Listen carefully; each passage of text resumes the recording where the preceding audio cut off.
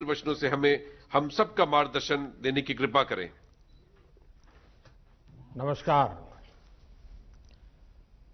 केंद्रीय मंत्रिमंडल में मेरे सहयोगी श्रीमान हरदीप सिंह पुरी जी, त्रिपुरा के मुख्यमंत्री विप्लव कुमार देव जी, झारखंड के मुख्यमंत्री भाई हेमंत सोरेन जी, उत्तर प्रदेश के मुख्यमंत्री योगी आदित्यनाथ जी, मध्य प्रदेश के मुख्यमंत्री श्रीमान शिवराज सिंह जी चौहान, गुजरात के मुख्यमंत्री श्रीमान विजय रूपाणी जी, तमिलनाडु के मुख्यमंत्री थिरु ई के पनलानी स्वामी जी, आंध्र प्रदेश के मुख्यमंत्री श्री वाई एस जगन मोहन रेड्डी जी, कार्यक्रम में उपस्थित सभी आदरणीय गवर्नर महोदय, उपस्थित अन्य सभी महानुभाव, भाइयों और बहनों, आप सभी को, सभी देशवासियों को 2021 की बहुत बहुत शुभकामनाएं,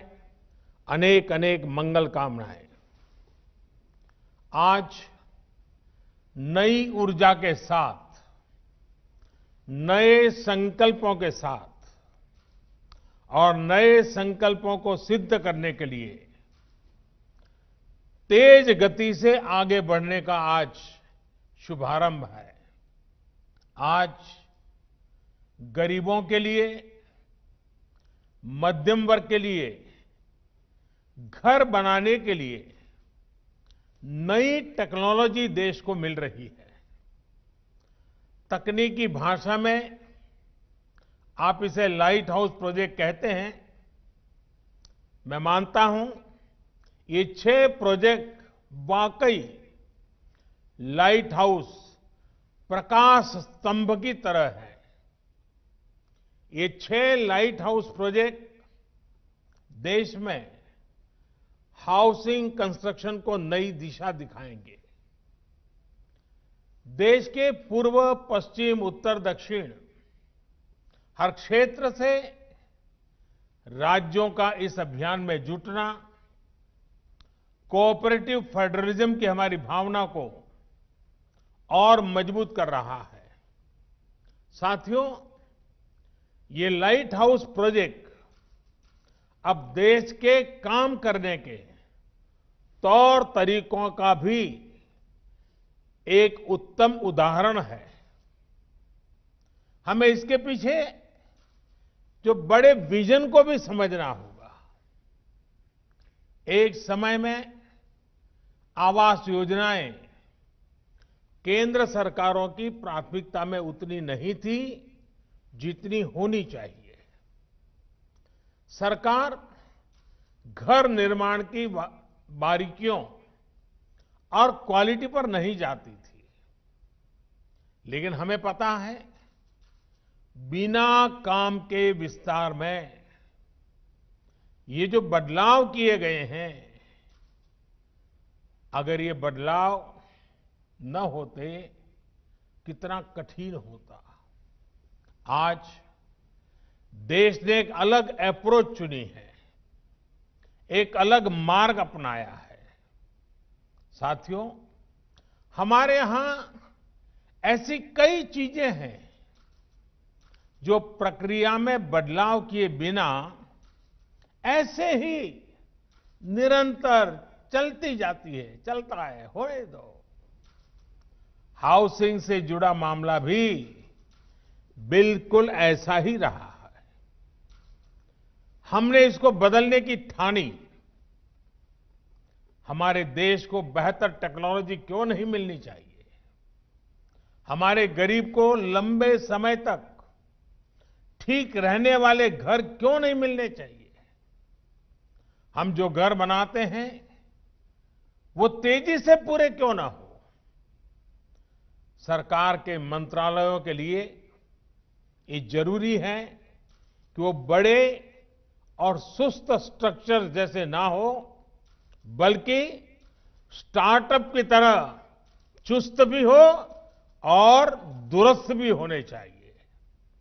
इसके लिए हमने ग्लोबल हाउसिंग टेक्नोलॉजी चैलेंज का आयोजन किया और दुनिया भर की अग्रणी कंपनियों को हिंदुस्तान में निमंत्रित किया।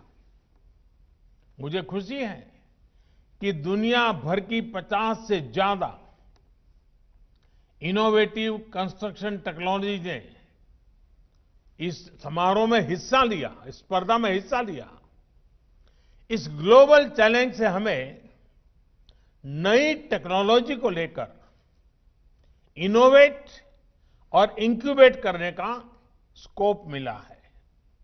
इसी प्रक्रिया के अगले चरण में अब आज से अलग अलग साइट्स पर 6 लाइट हाउस प्रोजेक्ट का काम शुरू हो रहा है। ये लाइट हाउस प्रोजेक्ट्स आधुनिक टेक्नोलॉजी और इनोवेटिव प्रोसेस से बनेंगे। इसमें इंफ्रास्ट्रक्चर का टाइम कम होगा, इसमें कंस्ट्रक्शन का टाइम कम होगा और गरीबों को ज्यादा रेजिलिएंट, अफोर्डेबल और कंफर्टेबल घर तैयार होंगे। जो एक्सपर्ट्स हैं उन्हें तो इसके बारे में पता है, लेकिन देशवासियों को भी इनके बारे में जानना जरूरी है, क्योंकि आज ये टेक्नोलॉजी एक शहर में इस्तेमाल हो रही है, कल को इन्हीं का विस्तार पूरे देश में किया जा सकता है। साथियों, इंदौर में जो घर बन रहे हैं वो उनमें ईंट और गारे की दीवारें नहीं होगी, बल्कि pre fabricated sandwich panel system इसमें इस्तेमाल होगा। राजकोट में टनल के जरिए मोनोलिथिक कंक्रीट कंस्ट्रक्शन इस टेक्नोलॉजी का उपयोग करेंगे। फ्रांस की इस टेक्नोलॉजी से हमें गति भी मिलेगी और घर आपदाओं को झेलने में ज्यादा सक्षम भी बनेगा। चेन्नई में अमेरिका और फिनलैंड की प्री कास्ट कंक्रीट सिस्टम का उपयोग करेंगे, जिससे घर तेजी से भी बनेगा और सस्ता भी होगा। रांची में जर्मनी के 3D कंस्ट्रक्शन सिस्टम से घर बनाएंगे। इसमें हर कमरा अलग से बनेगा और फिर पूरे स्ट्रक्चर को वैसे ही जोड़ा जाएगा जैसे लेगो ब्लॉक्स के खिलौनों को जोड़ते हैं। अगरतला में न्यूजीलैंड की स्टील फ्रेम से जुड़ी टेक्नोलॉजी से घर बनाए जा रहे हैं। जहां भूकंप का खतरा ज्यादा होता है, वहां ऐसे घर बेहतर होते हैं। लखनऊ में कनाडा की टेक्नोलॉजी यूज कर रहे हैं, जिसमें प्लास्टर और पेंट की जरूरत नहीं पड़ेगी और इसमें पहले से तैयार पूरी दीवारों का उपयोग किया जाएगा। इससे घर और तेजी से बनेंगे। हर लोकेशन पर 12 महीनों में 1000 घर बनाए जाएंगे। एक साल में 1000 घर। इसका मतलब ये हुआ कि प्रतिदिन 2.5 से 3 घर बनाने की एवरेज आएगी। एक महीने में करीब करीब 90-100 मकान बनेंगे और साल भर में 1000 मकान बनाने का लक्ष्य है। अगली 26 जनवरी के पहले इस काम में ये सफलता पाने का इरादा है। साथियों, ये प्रोजेक्ट एक प्रकार से इंक्यूबेशन सेंटर्स ही होंगे, जिससे हमारे प्लानर्स, आर्किटेक्ट्स, इंजीनियर्स और स्टूडेंट्स सीख पाएंगे और नई टेक्नोलॉजी एक्सपेरिमेंट कर पाएंगे। मैं देश भर की इस प्रकार की सभी यूनिवर्सिटी से आग्रह करता हूं, सभी इंजीनियरिंग कॉलेज से आग्रह करता हूं कि इस फील्ड में जुड़े हुए आपके प्रोफेसर्स, आपकी फैकल्टीज, आपके स्टूडेंट्स 10-10, 15-15 के ग्रुप बनाएं, एक वीक के लिए इन 6 साइट पर रहने के लिए चले जाएं, पूरी तरह उसका अध्ययन करें, वहां की सरकारें भी उनको मदद करें और एक प्रकार से देश भर की हमारी यूनिवर्सिटी के लोग ये जो पायलट प्रोजेक्ट हो रहे हैं, एक प्रकार से इंक्यूबेटर्स हो रहे हैं, वहां जाकर के टेक्नोलॉजी, और मैं ये चाहूंगा कि हमें आंख बंद करके किसी टेक्नोलॉजी को अडॉप्ट करने की जरूरत नहीं है। हम देखें और फिर हमारे देश की जरूरत के हिसाब से, हमारे देश के संसाधनों के हिसाब से, हमारे देश की रिक्वायरमेंट के हिसाब से हम इस टेक्नोलॉजी का शेप बदल सकते हैं क्या, उसकी एक्टिविटी बदल सकते हैं क्या, उसके परफॉर्मेंस लेवल को बदल सकते हैं क्या। मैं पक्का मानता हूं हमारे देश के नौजवान ये देखेंगे, उसमें जरूर वैल्यू एडिशन करेंगे, कुछ नयापन जोड़ेंगे और सचमुच में देश एक नई दिशा में तेज गति से आगे बढ़ेगा। इसी के साथ साथ घर बनाने से जुड़े लोगों को नई टेक्नोलॉजी से जुड़ी स्किल अपग्रेड करने के लिए सर्टिफिकेट कोर्स भी शुरू किया जा रहा है। ये बहुत बड़ा काम है। हमने इसके साथ human resource development, skill development, इसको साइमल्टेनियस शुरू किया है। ऑनलाइन आप पढ़ सकते हैं, इस नई टेक्नोलॉजी को समझ सकते हैं, आप एग्जाम दे करके सर्टिफिकेट प्राप्त कर सकते हैं। ये इसलिए किया जा रहा है ताकि देशवासियों को घर निर्माण में दुनिया की बेस्ट टेक्नोलॉजी और मटेरियल मिल सके। साथियों, देश में ही आधुनिक हाउसिंग टेक्नोलॉजी से जुड़ी रिसर्च और स्टार्टअप्स को प्रमोट करने के लिए आशा इंडिया प्रोग्राम चलाया जा रहा है। इसके माध्यम से भारत में ही 21वीं सदी के घरों के निर्माण की नई और सस्ती टेक्नोलॉजी विकसित की जाएगी। इस अभियान के तहत 5 सर्वश्रेष्ठ तकनीकों को चयन भी किया गया है। अभी मुझे बेहतरीन कंस्ट्रक्शन टेक्नोलॉजी पर आधारित किताब और ऑनलाइन सर्टिफिकेट कोर्स नवरीति, इससे जुड़ी पुस्तकों के विमोचन का भी अवसर मिला। इनसे जुड़ी सभी साथियों को भी इस एक प्रकार से होलिस्टिक अप्रोच के लिए मैं सभी साथियों को बहुत बहुत बधाई देता हूं। साथियों, शहर में रहने वाले गरीब हो या फिर मध्यम वर्ग के, उन सब से और इन सब का एक सबसे बड़ा सपना क्या होता है? हर किसी का सपना होता है अपना घर। किसी को भी पूछिए, उसके मन में होता है भाई ये घर बना ले, बच्चों को जिंदगी अच्छी चली जाएगी। वो घर जिसमें उनकी खुशियां जुड़ी होती हैं, सुख दुख जुड़े होते हैं, बच्चों की परवरिश जुड़ी होती है, मुश्किल के समय एक गारंटी भी जुड़ी होती है कि चलो कुछ नहीं है तो ये अपना घर तो है ही है। लेकिन बीते वर्षों में अपने घर को लेकर लोगों का भरोसा टूटता जा रहा था।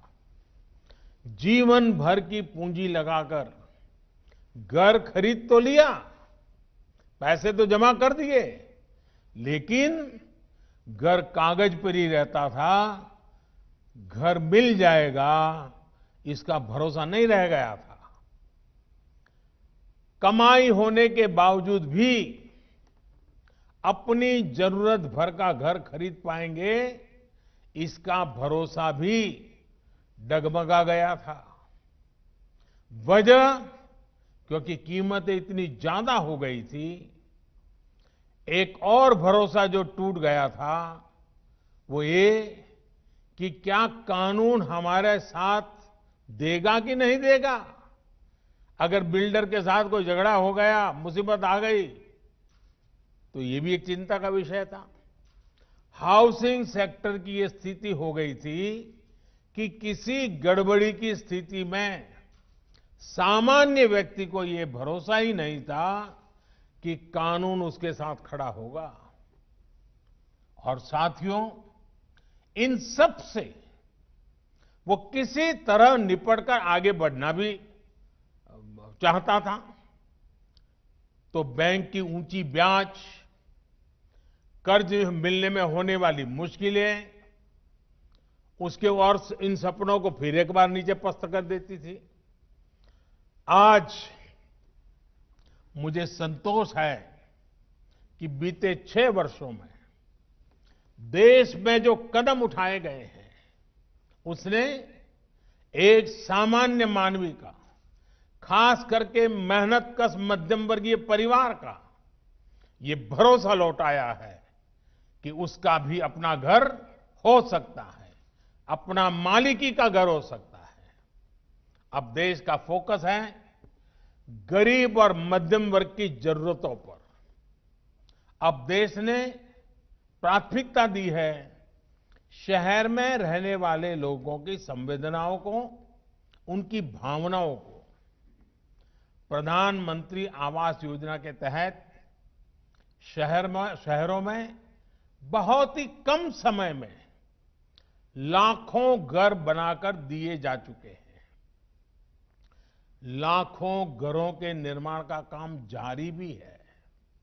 साथियों, अगर हम पीएम आवास योजना के तहत बनाए गए लाखों घरों के काम पर नजर डालें तो उसमें इनोवेशन और इम्प्लीमेंटेशन दोनों पर फोकस मिलेगा।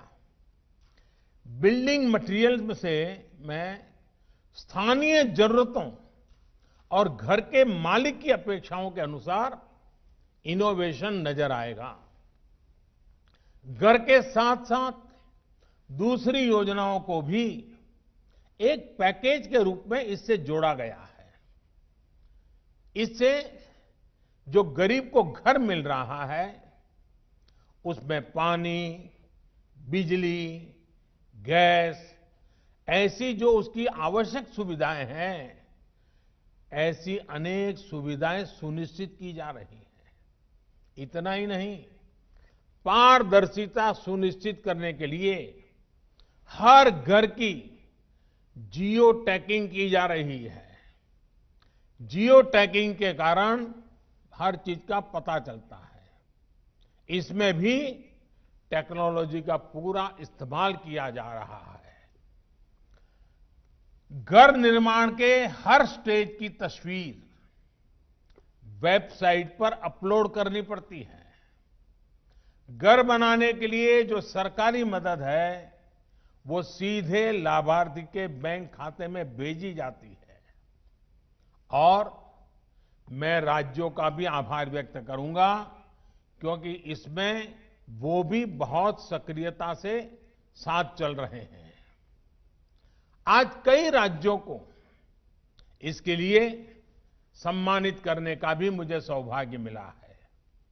मैं इन राज्यों को जो विजयी हुए हैं, जो आगे बढ़ने के लिए मैदान में आए हैं, उन सभी राज्यों को विशेष रूप से बधाई देता हूं। साथियों, सरकार के प्रयासों का बहुत बड़ा लाभ शहरों में रहने वाले मध्यम वर्ग को हो रहा है। मध्यम वर्ग को अपने पहले घर के लिए एक तय राशि के होम लोन पर ब्याज में छूट दी जा रही है। अभी कोरोना संकट के दौरान भी सरकार ने होम लोन पर ब्याज में छूट की विशेष योजना शुरू की। मध्यम वर्ग के साथियों के जो घर बरसों से अधूरे पड़े थे, उनके लिए 25,000 करोड़ रुपए का विशेष फंड भी बनाया गया है। साथियों, इन सारे फैसलों के साथ ही लोगों के पास अब रेरा जैसा कानून की शक्ति भी है।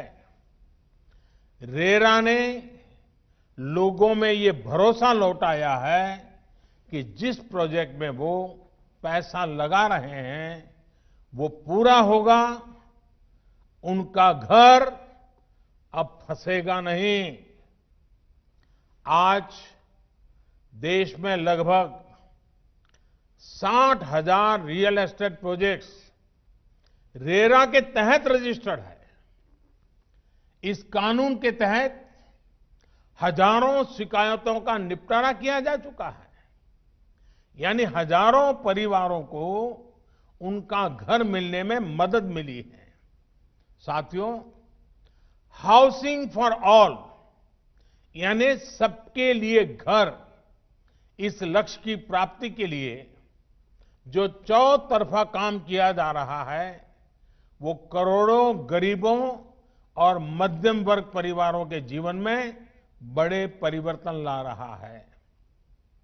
ये घर गरीबों के आत्मविश्वास को बढ़ा रहे हैं। ये घर देश के युवाओं के सामर्थ्य को बढ़ा रहे हैं। इन घरों की चाबी से कई द्वार एक साथ खुल रहे हैं। जब किसी को घर की चाबी मिलती है ना, तब वो दरवाजा या चार दीवार इतना तक नहीं होता है। जब घर की चाबी हाथ आती है तो एक सम्मानपूर्ण जीवन का द्वार खुल जाता है, एक सुरक्षित भविष्य का द्वार खुलता है। जब घर के मकान के मालिकी का हक आ जाता है, चाबी मिलती है, तब बचत का भी द्वार खुलता है, अपने जीवन के विस्तार का द्वार खुलता है। 5-25 लोगों बीच में, समाज में, ज्ञाति में, बिरादरी में एक नई पहचान का द्वार खुल जाता है, एक सम्मान का भाव लौट आता है, आत्मविश्वास पनपता है। ये चाबी लोगों के विकास का, उनकी प्रगति का द्वार भी खोल रही है। इतना ही नहीं, ये चाबी भले ही दरवाजे की चाबी होगी, लेकिन वो दिमाग के भी वो ताले खोल देती है, जो नए सपने संजोने लग जाता है, नए संकल्प से की ओर बढ़ चलता है और जीवन में कुछ करने के सपने नए तरीके से बुनने लग जाता है। इस चाबी की इतनी ताकत होती है। साथियों, पिछले साल कोरोना संकट के दौरान ही एक और बड़ा कदम भी उठाया गया है।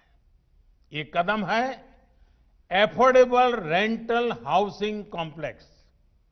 ये योजना, इस योजना का लक्ष्य हमारे वो श्रमिक साथी हैं जो एक राज्य से दूसरे राज्य में या फिर गांव से शहर आते हैं। कोरोना के पहले तो हमने देखा था कि कुछ जगह से अन्य राज्य से आए लोगों के लिए अनाप शनाप कभी कभी बातें बोली जाती थी, उनको अपमानित किया जाता था।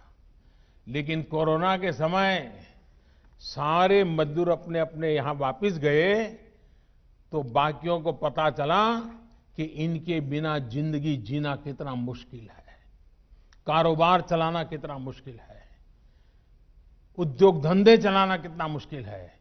और हाथ पैर जोड़ करके लोग लगे, वापिस आओ, वापिस आओ। कोरोना ने हमारे श्रमिकों के सामर्थ्य को, सम्मान को, जो लोग स्वीकार नहीं करते थे, उनको स्वीकार करने के लिए मजबूर कर दिया। हमने देखा है कि शहरों में हमारे इन श्रमिक बंधुओं को उचित किराए पर मकान उपलब्ध नहीं हो पाते। इसके कारण छोटे छोटे कमरे में बड़ी संख्या में श्रमिकों को रहना पड़ता है। इन जगहों पर पानी, बिजली, टॉयलेट से लेकर अस्वच्छता, ऐसी अनेक समस्याएं भरी पड़ी रहती है। राष्ट्र की सेवा में अपना श्रम लगाने वाले ये सभी साथी गरिमा के साथ जीवन जिए, ये भी हम सभी देशवासियों का दायित्व है। इसी सोच के साथ सरकार उद्योगों के साथ और दूसरे निवेशकों के साथ मिलकर उचित किराए वाले घरों का निर्माण करने पर बल दे रही है। कोशिश ये भी है कि आवास उसी इलाके में हो जहां वो काम करते हैं। साथियों, रियल एस्टेट सेक्टर को प्रोत्साहित करने के लिए भी निरंतर निर्णय लिए जा रहे हैं। खरीदारों में उत्साह बढ़ाने के लिए घरों पर लगने वाले टैक्स को भी बहुत कम किया जा रहा है। सस्ते घरों पर जो टैक्स पहले 8% लगा करता था, वो अब सिर्फ 1% है। वहीं सामान्य घरों पर लगने वाले 12% टैक्स की जगह अब सिर्फ 5% जीएसटी लिया जा रहा है। सरकार ने इस सेक्टर को इंफ्रास्ट्रक्चर की भी मान्यता दी है ताकि उन्हें सस्ती दरों पर कर्ज मिल सके। साथियों, बीते सालों में जो रिफॉर्म्स किए गए हैं उसमें कंस्ट्रक्शन परमिट को लेकर 3 साल में ही हमारी रैंकिंग 185 से सीधी 27 पर आ पहुंची है। कंस्ट्रक्शन से जुड़ी परमिशन के लिए ऑनलाइन व्यवस्था का विस्तार भी 2000 से ज्यादा शहरों में हो चुका है। अब इस नए साल में इसको देश भर के सभी शहरों में लागू करने के लिए हम सभी को मिलकर काम करना है। साथियों, इंफ्रास्ट्रक्चर और कंस्ट्रक्शन पर होने वाला निवेश और विशेषकर हाउसिंग सेक्टर पर किया जा रहा खर्च अर्थव्यवस्था में फोर्स मल्टीप्लायर का काम करता है। इतनी बड़ी मात्रा में स्टील का लगना, सीमेंट का लगना, कंस्ट्रक्शन मटेरियल का लगना पूरे सेक्टर को गति देता है। इससे डिमांड तो बढ़ती ही है, रोजगार के भी नए अवसर बनते हैं। देश का रियल एस्टेट सेक्टर निरंतर मजबूत हो, इसके लिए सरकार की कोशिश लगातार जारी है। मुझे विश्वास है कि हाउसिंग फॉर ऑल का सपना जरूर पूरा होगा। गांवों में भी इन वर्षों में 2 करोड़ घर बनाए जा चुके हैं। इस वर्ष हमें गांवों में बन रहे घरों में भी और तेजी लानी है। शहरों में इस नई टेक्नोलॉजी के विस्तार से भी घरों के निर्माण और डिलीवरी दोनों में ही तेजी आएगी।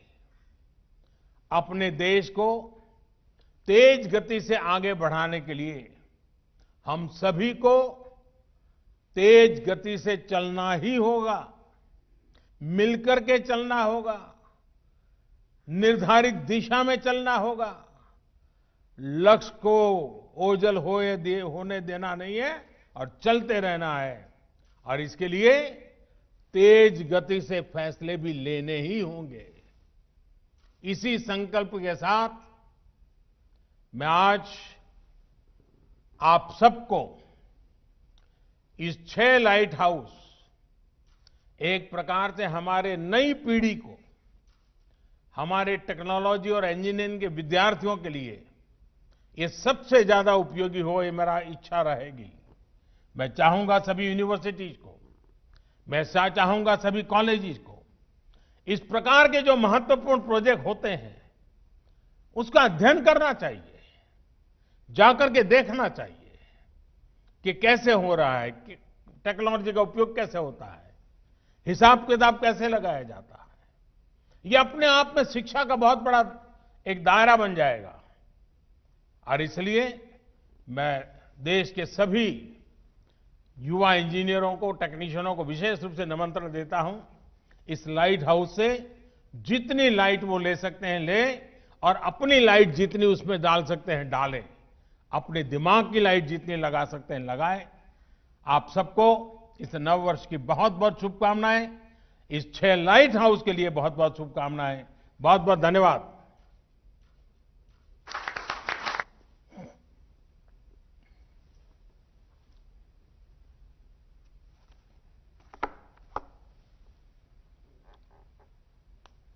माननीय प्रधानमंत्री जी, आपके प्रेरणा